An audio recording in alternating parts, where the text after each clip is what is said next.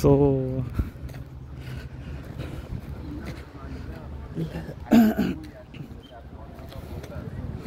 बघूया कुठे कुठे जाता येत आहे,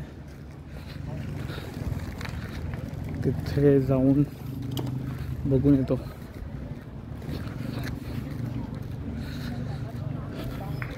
हे वाटणार पण नाही एवढा सीन बघून की सिटीमध्ये आहे प्रॉपर.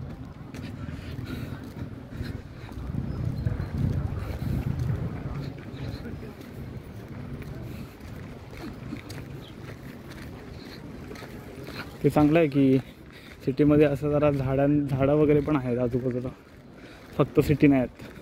म्हणजे जरा बरं वाटेल. सो इथे बहुतेक पोहतात वगैरे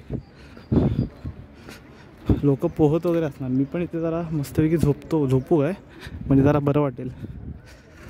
होय. सो इथे मी पण जरा पडलो की जरा इथे चांगलं आहे. इथे सगळं सन वगैरे